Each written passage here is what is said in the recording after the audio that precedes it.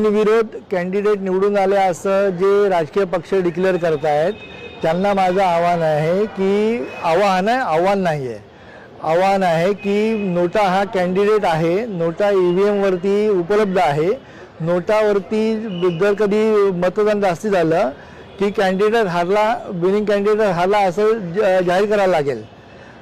महापालिका किंवा election commission अशी जर भूमिका घेत असेल की एकतर्फी इलेक्शन झालं, बिनविरोध झालं तर ते बेकायदेशीर ठरेल।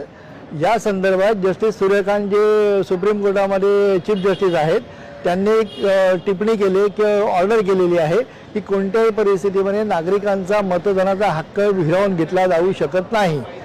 याचा अर्थ नोटा याला मतदान होणार म्हणजे होणार आणि माझ्यासारखे अनेक सामाजिक कार्यकर्ते याच्यासाठी कोर्टात जाणार आहेत। जर कधी इलेक्शन कमिशनने किंवा महापालिकेने असा स्टँड घेतला की आम्ही बिनविरोध इलेक्शन केलं की बिनविरोधच्या विरोधामध्ये ऑर्डर झाली की आम्ही कोर्टात जाणार, एवढं नक्की आहे।